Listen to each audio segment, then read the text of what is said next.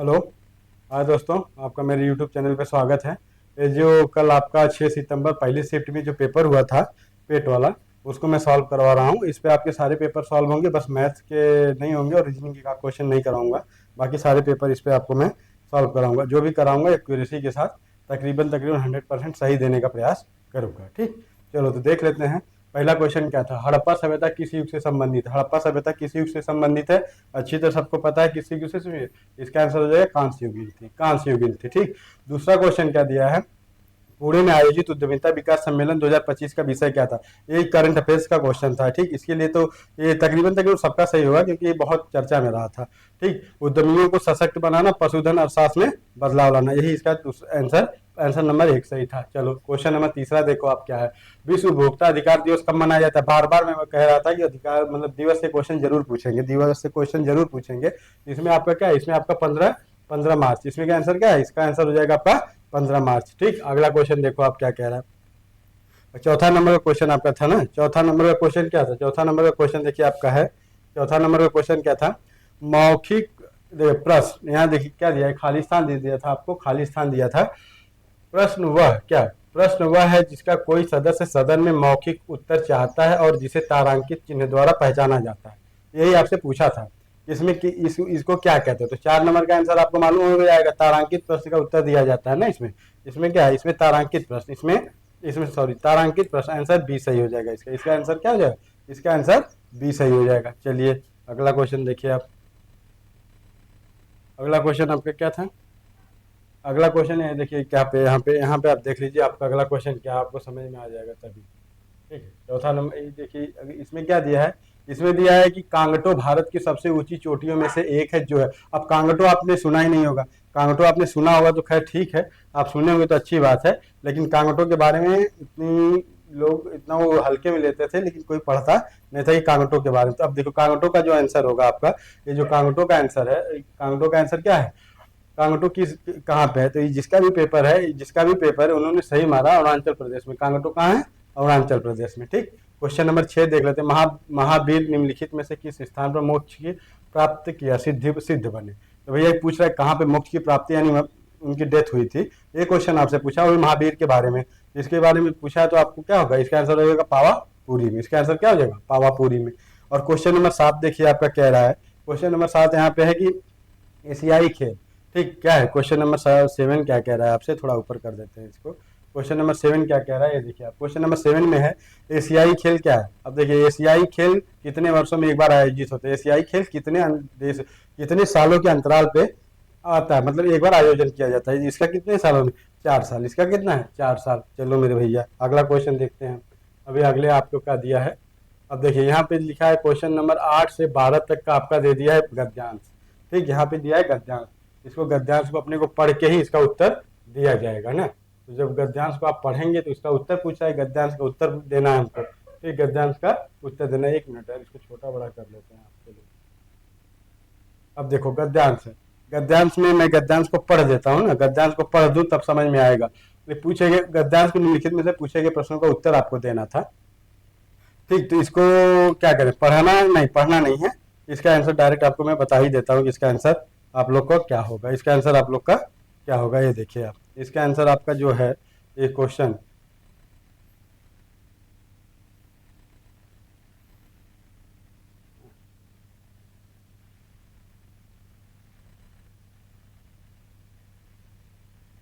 हाँ ये क्वेश्चन देखिए आप क्या कह रहा है। इसका क्वेश्चन कह रहा है गद्यांश का क्वेश्चन का जो आंसर है उसको आप देख लीजिए। गद्यांश का आंसर जो है आपका, वो गद्यांश का उत्तर यहाँ बन जाएगा। ठीक है, आप यहाँ बनाइएगा इसको। ठीक, जो गद्यांश है इसको देखिए। 8 नंबर का उत्तर जो है आपका गद्यांश का, 8 नंबर का उत्तर क्या बनेगा गद्यांश में? आनंद की श्रेणी में ऐसा कोई, तो 8 नंबर का जो आंसर है गद्यांश का उसका सीधे सीधे मैं आंसर पे चलता हूँ। इसका आंसर आ जाएगा भलाई। ठीक, इसका आंसर आ जाएगा भलाई। फिर 9 नंबर जो क्वेश्चन पूछा है, दुख की श्रेणी में प्रवृत्ति विचार से करुणा का उल्टा क्या हो सकता है? ये भी क्वेश्चन आपको बता दिया गया था। उसमें जब पढ़ेंगे ना, इसके सारे उत्तर पहले ही गद्यांश में दीजिए, पहले पैराग्राफ में सारे उत्तर आपको मिल जाएंगे। ठीक, अब देखिए उसके बाद क्या है, क्वेश्चन नंबर 10 पूछा हुआ है।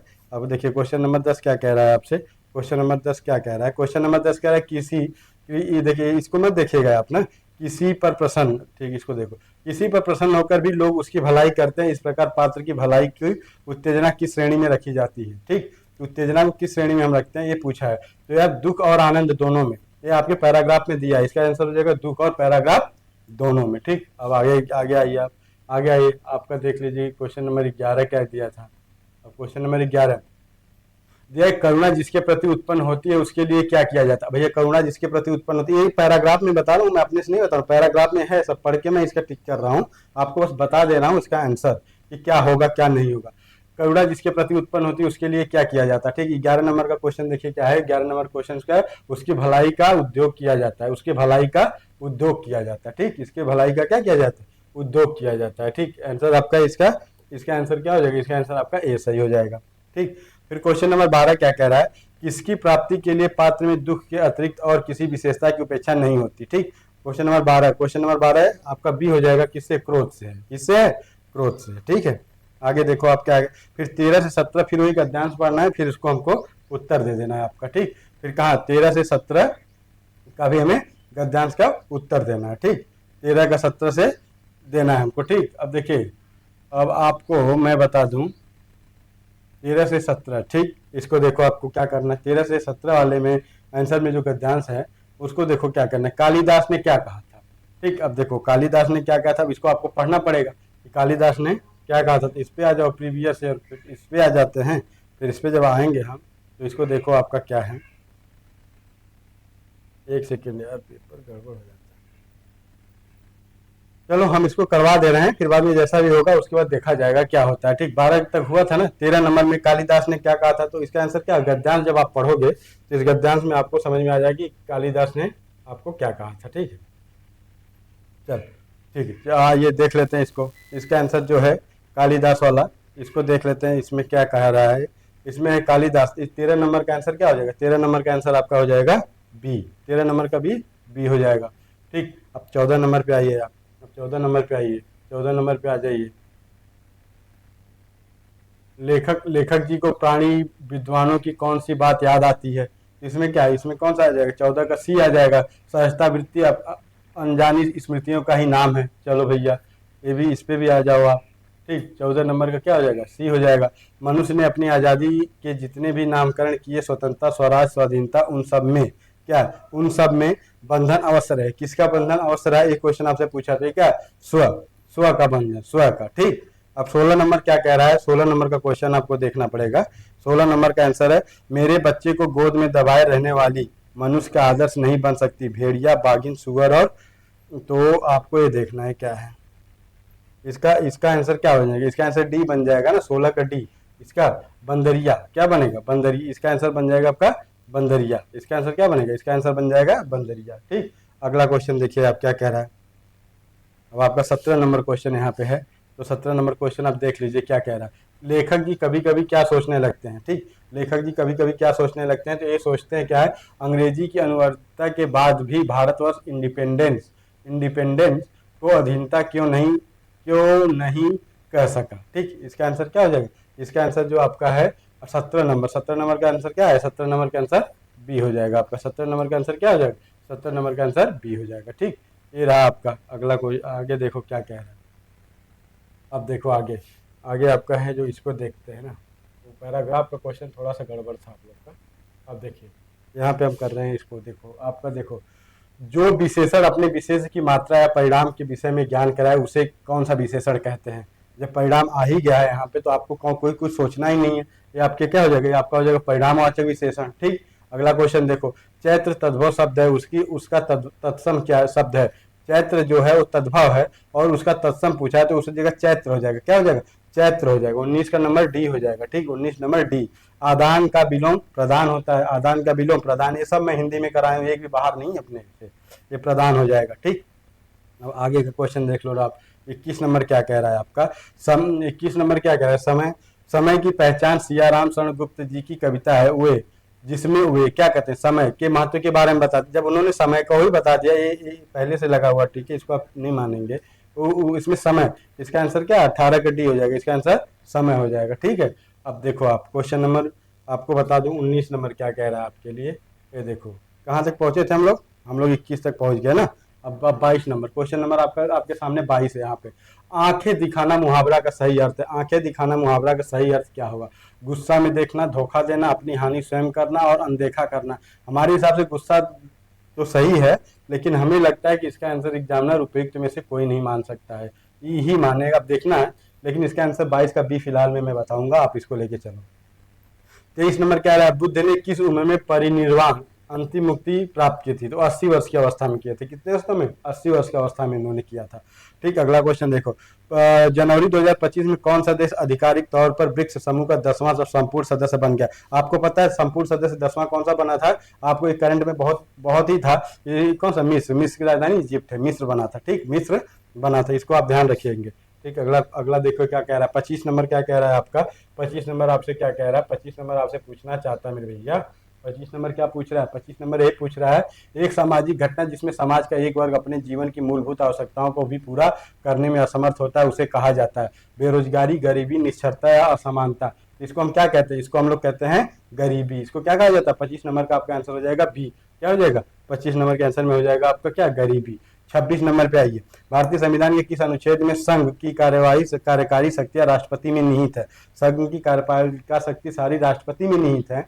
एक किस अनुच्छेद में दिया गया है आपको बताना है, तो आपको मालूम है अनुच्छेद 53 53, अनुच्छेद 53 दिया हुआ। ठीक, 27 नंबर का क्वेश्चन देख लेते हैं, लगे हाथ। किस औद्योगिक नीति प्रस्ताव ने सार्वजनिक क्षेत्र को भारतीय अर्थव्यवस्था में एक रणनीतिक भूमिका प्रदान की?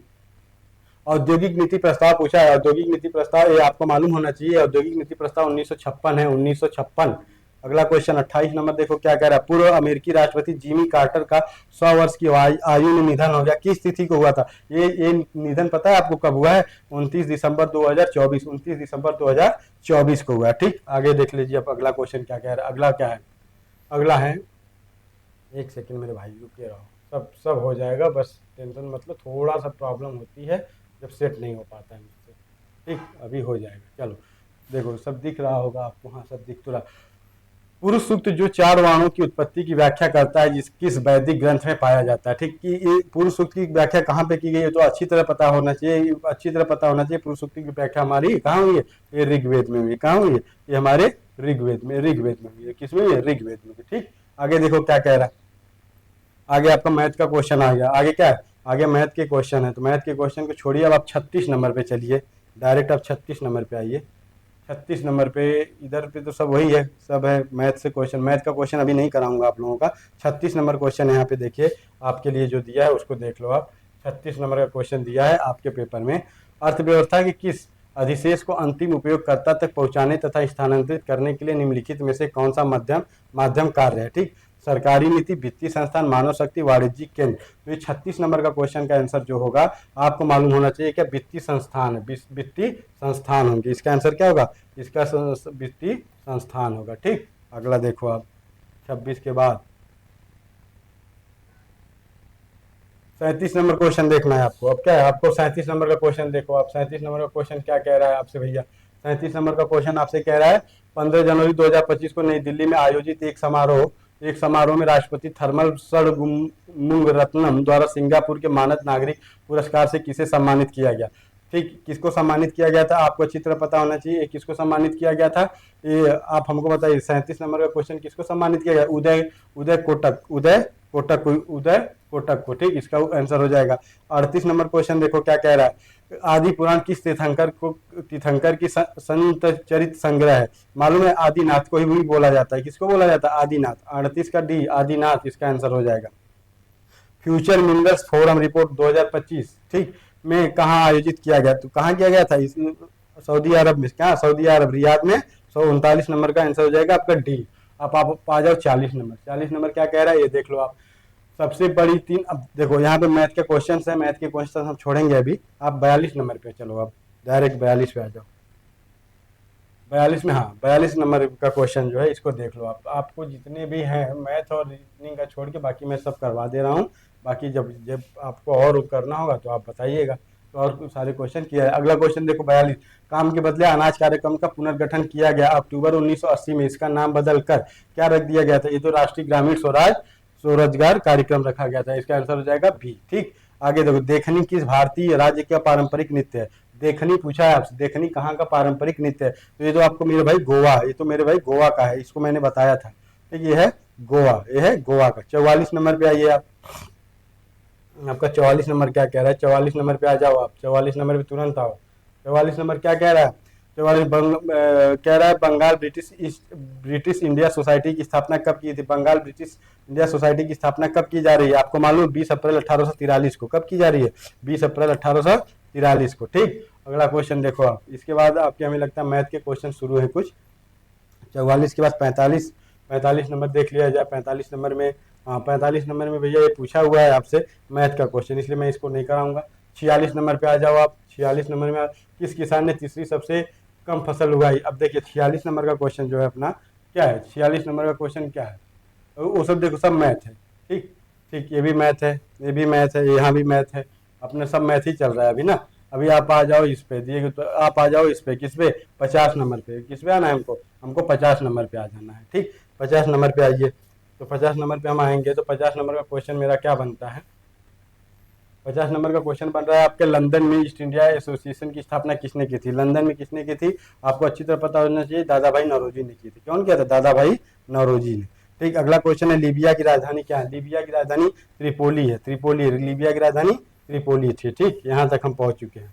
अब आइए 52 नंबर, 52 नंबर का क्वेश्चन पूछा हुआ है आपसे, विजय स्तंभ कहाँ स्थित है, क्या पूछा है, यहाँ पूछा है कि विजय स्तंभ कहाँ स्थित है। ठीक, आपसे क्वेश्चन क्या पूछा है,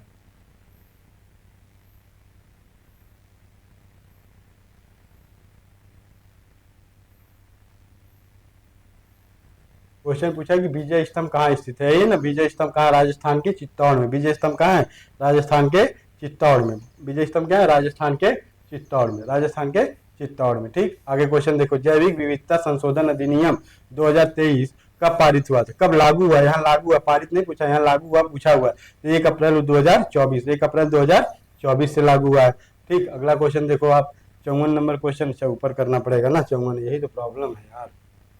54 नंबर क्वेश्चन क्या दिया है, मैथ दिया है, तो ठीक मैथ का क्वेश्चन तो हम करेंगे नहीं, आपको पता होना चाहिए। और आप 55 नंबर पे आ जाओ आप, आपका 55 नंबर क्या कह रहा है, 55 नंबर क्या कह रहा है यहाँ पे 55 नंबर क्या कह रहा है, आप देखो 55 नंबर कह रहा है अविकसित अर्थव्यवस्था, क्या पूछा है, अविकसित अर्थव्यवस्था का अर्थ क्या होता है, अविकसित अर्थव्यवस्था का अर्थ क्या होगा, 55 नंबर का भी, वे देश जहाँ प्रति व्यक्ति वास्तविक आय कम होती है, तो वास्तविक आय क्या होती है, कम होती है। ठीक, अब देखो अगला क्वेश्चन आपसे क्या पूछ रहा है, आगे वाला देख लो आप, आगे वाला एक सवाल पूछा है ना, अंतर्राष्ट्रीय श्रम संगठन आईएलओ का मुख्यालय कहाँ है, तो आप जनेवा मार देंगे इसको बिना कुछ सोचे समझे, कहाँ, जनेवा में हो गया। ठीक, जनेवा में। ठीक, अब देखो इसके बाद आपके इंग्लिश के क्वेश्चन शुरू होते हैं, इंग्लिश के क्वेश्चन तो हम करेंगे नहीं अभी, अभी तो आगे चलो, अब इसके बाद फिर आगे चलना अभी। अब देखो 63 नंबर का क्वेश्चन आपको मैं बता सकता हूँ, 63 नंबर का आंसर सी होगा, 63 नंबर का क्वेश्चन क्या होगा, 63 नंबर का क्वेश्चन, आपका क्वेश्चन सी होगा, आंसर सी होगा। ठीक, अब देखो ये 63 नंबर का क्वेश्चन ना, 63 नंबर का क्वेश्चन पूछा हुआ है, तो इसका जब निकालेंगे आप तो, लेकिन मैं यहाँ पे सॉल्व नहीं कराऊंगा, इसका आंसर आपका सी हो जाएगा। शिकागो में धर्म सम्मेलन का आयोजन किस वर्ष हुआ था, तो ये 1893 में हुआ था, आपको अच्छी तरह पता होना चाहिए। 64 नंबर का क्या हो जाएगा, बी हो जाएगा, स्वामी विवेकानंद भाग लेने जाते हैं इसमें।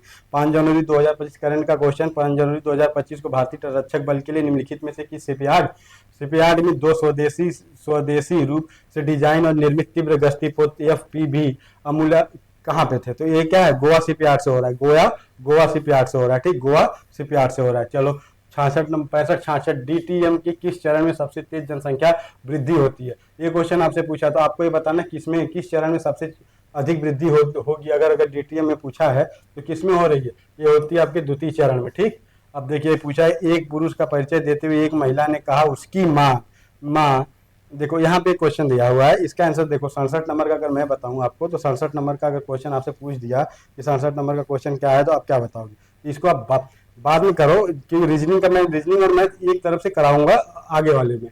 ठीक, अब देखो एक क्वेश्चन पूछा है आपसे, एक क्वेश्चन पूछ दिया आपसे कि देश के पर्यावरण का संरक्षण और सुधार और तथा वनों और वन्य जीवों की सुरक्षा किस अनुच्छेद में दिया हुआ है हमारे, ये किस अनुच्छेद में दिया हुआ है, 68 का क्वेश्चन आप देखिए, 68 का क्वेश्चन अगर आप देखोगे तो आपका किस में दिया है, आपका डी में दिया है, आपका डी में दे दिया 48A मेरे भाई 48A में दिया, 48A में। ठीक, देखो 69 क्या है, नई दिल्ली में आयोजित इंडिया ओपन बैडमिंटन 2025 में पुरुष एकल का खिताब किसने जीता, भैया ये तो पता है आपको किसने जीता था, ये तो अच्छी तरह से विक्टर एक्सेलसेन ने, ठीक, ये हो गया। आगे देखो क्वेश्चन क्या है, 70 नंबर का क्वेश्चन, अनुशीलन समिति का मुख्यालय कहाँ है। 70 नंबर का क्वेश्चन आपसे पूछा कि अनुशीलन समिति का मुख्यालय कहाँ है, तो कहाँ था, कलकत्ता में था।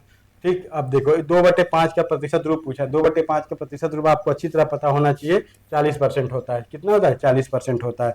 ठीक, अब देखो अगला क्वेश्चन क्या पूछा आपसे, चंद्रयान के बारे में यहाँ पे एक क्वेश्चन पूछा गया है आपसे। चंद्रयान चंद्रयान 3 किस वर्ष प्रक्षेपित किया गया, आपको पता है कितना हो हल्ला हुआ था, तो चंद्रयान 3 कब प्रक्षेपित किया गया था, इसको तो आप बता ही सकते हो ना, इसको तो आप बता ही सकते हो। ये 23 में गया हुआ था मेरे भैया, ये कब गया, ये 23 में था। ठीक, अगला क्वेश्चन देखो आप, अगला क्वेश्चन क्या कह रहा है, अगला क्वेश्चन आपको देखना है। देखिए मैं बढ़ाऊं तब तो ये थोड़ा बढ़ेगा तब।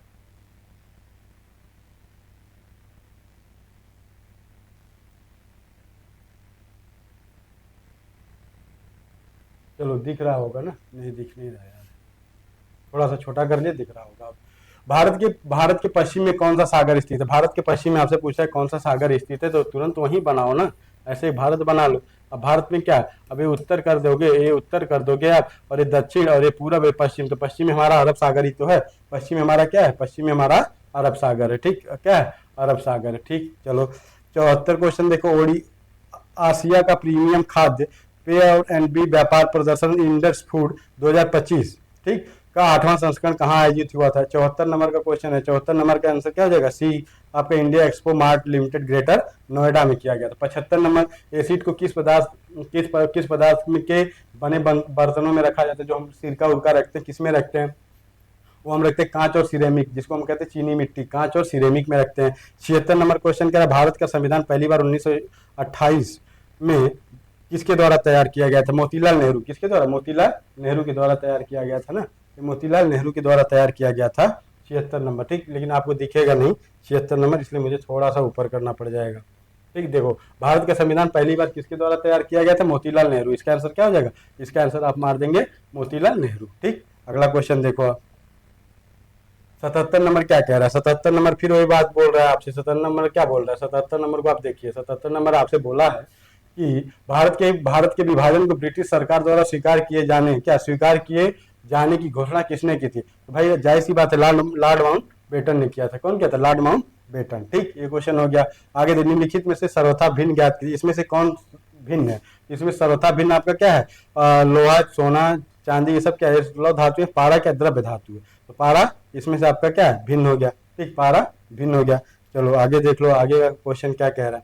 आगे का क्वेश्चन अभी बहुत चर्चा में था ना, ये क्वेश्चन चर्चा में था। भारत पाकिस्तान में वर्ष 1960 में किस संधि में हस्ताक्षर किए थे, ये आपका सिंधु जल समझौता हुआ था, सिंधु जल समझौता हुआ था। ठीक है, चलो आगे इधर पे मैथ के क्वेश्चन है आपके 84 तक, मतलब डीआई है तो इसको अभी नहीं करेंगे, इसको अलग वाली क्लास में करेंगे डीआई पूरा। आगे देखो, इसमें पूछा है, फिर आगे वाला जो पूछा है, आगे वाले में आ जाओ।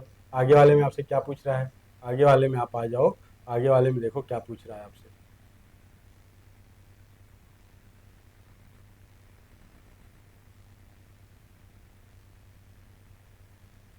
आगे वाला क्वेश्चन पूछ रहा है आपसे, आगे वाला क्वेश्चन क्या पूछा है, देखो, हवा से कौन सी अम्लीय गैस वर्षा के दौरान पानी में घुलकर जो नीचे आती है हवा, हम लोग एसिड रेन कहते हैं, उसमें क्या होता है, उसमें क्या होता है, CO2। 85 नंबर का आंसर क्या हो जाएगा, 85 नंबर का हो जाएगा CO2 होता है इसमें। ठीक, 86वां क्वेश्चन देखो क्या कह रहा है। अब 86वां क्वेश्चन आपको देखना है क्या कह रहा है। 86वां क्वेश्चन कह रहा है, विश्व की सबसे लंबी नदी कौन सी है। ठीक, अगर अपवाद क्षेत्र से पूछता तो हम मार देते अमेजन, लेकिन क्या, नील नदी है इसमें। ठीक, आप अब आ जाइए इधर पे, आप 87 नंबर पे क्वेश्चन देखिए आपको क्या पूछा है। 87 नंबर में पूछा है, मुकेश सुरेश से लंबा है लेकिन राकेश से छोटा। अब देखो इसको आपको हल करना है, इसको आप हल ही कर दो ना, इसको हल करना है। अगर तो हल करने का अगर आपका विचार है तो बताओ, तो हल ही कर देते हैं इसको। ठीक, इसको हल ही कर देते हैं। अब देखो यहाँ मुकेश सुरेश से लंबा है ना, अब ये मुकेश है और ये सुरेश है, ठीक, लंबा है, लेकिन राकेश से छोटा है। अब राकेश यहाँ पे हमने कर दिया, राकेश हरीश से लंबा है, राकेश किससे, हरीश से लंबा है। अब चलो यहाँ हरीश कर दिया हमने, लेकिन अमर से छोटा है, अब यहाँ अमर आ गया।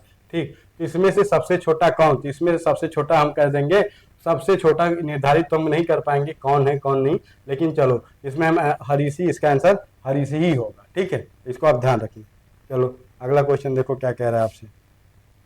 अगला क्वेश्चन क्या कह रहा है, 88 88 क्वेश्चन कह रहा है आपसे। 88 क्वेश्चन क्या कह रहा है, निर्वात में प्रकाश की गति और माध्यम में प्रकाश की गति के अनुपात को माध्यम का क्या कहते हैं? इसको आवृत्ति, तरंगदैर्ध्य, अपवर्तनांक क्या क्या कहेंगे, या आयाम कहते हैं। तो इसको क्या कहते हैं, इसको आपको अच्छी तरह पता होनी चाहिए, क्या कहते हैं इसको, हम अपवर्तनांक कहते हैं। इसको हम लोग क्या कहते हैं, इसको हम लोग कहते हैं अपवर्तनांक। ठीक, आगे देखो आप, आगे फिर वही है, एक क्वेश्चन पूछा हुआ है आपसे यहाँ पे, ये तो इसको कर लेते हैं ना, इसको कर लेते हैं मेरे भैया, इसको कर लो थोड़ा सा, लास्ट टाइम मत परेशान करो, खुल जाओ, ये खुल जा रहा है ना यार।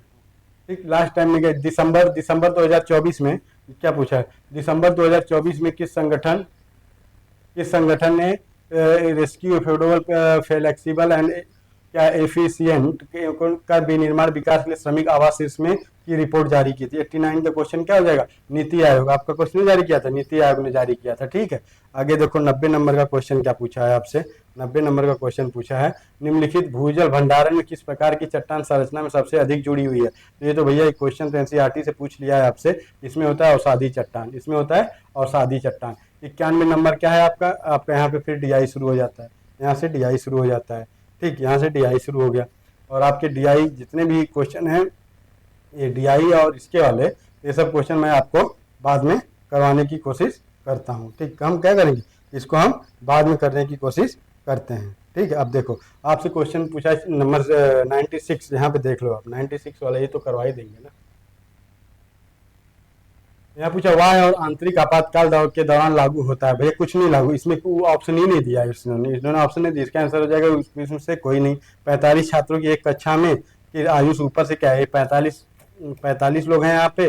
फिर यहाँ पूछ रहा है कि इसमें क्या है, आयुष 15वां है, तो नीचे से क्या, नीचे से आयुष की स्थान क्या होगा। तो इसमें से आप क्या करोगे, यहाँ से आप जब करोगे इसको माइनस कर दोगे तो आपको क्या आएगा 30 जब आएगा तो एक आयुष सही है, तो एक प्लस कर दोगे तो इसमें 31वां नंबर किसका, आयुष का आ जाएगा। ठीक, आगे देखो 98 क्वेश्चन क्या है, भारत के राज्यसभा के पदेन होते हैं। अभी आप जगदीप धनखड़ जी हटें तो उसमें पदेन होते हैं उपराष्ट्रपति, ये आपको अच्छी तरह पता होना चाहिए। ऊँट अपने में वसा जमा करता है, ऊँट वसा कहाँ जमा करता है, देखते हैं ना जो कुबर निकला होता है उसको हम कहते हैं हम्प, कहाँ जमा करता है, हम्प में जमा करता है। ठीक, और अगला क्वेश्चन देखो आप, अगला क्वेश्चन है, गुड़हल के पौधे का फूल एक लिंगी है, उभयलिंगी, नपुंसक है, बहुत छोटा, उपयुक्त में से कोई नहीं। ये भैया उभयलिंगी होता है, क्या होता है, ये आपका उभयलिंगी होता है। इसका आंसर क्या हो जाएगा, इसका आंसर आपका उभयलिंगी हो जाएगा। ठीक, इसका आंसर क्या हो जाएगा, ये उभयलिंगी। ये आपका जो पहले शिफ्ट का पेपर था इसको मैंने सॉल्व करवाया, अब सेकेंड शिफ्ट वाला पेपर भी अभी कुछ टाइम के बाद मैं आपको सॉल्व करवा दूंगा, और इसके बाद कल का पेपर जो है उसको भी दोनों शिफ्ट का मैं सॉल्व करूंगा। और इसमें से हिंदी और जीएस जितने में हमने अपनी करवाया था अपनी क्लास में, तकरीबन भैया उसी से आया है, इससे ज़्यादा तो मैं कुछ नहीं कहूँगा अभी, क्योंकि जब आप लोग देखोगे तब समझ में आ जाएगा खुद ब खुद कहाँ से क्वेश्चन टकराए हैं। लेकिन हाँ, पेपर मिला जुला के ठीक ठाक था, अच्छा पेपर था। ठीक, और स्कोरिंग पेपर तो है, लेकिन जो पढ़ेंगे उनके लिए, सबके लिए नहीं। ठीक, आप लोगों का बहुत बहुत धन्यवाद। चलिए।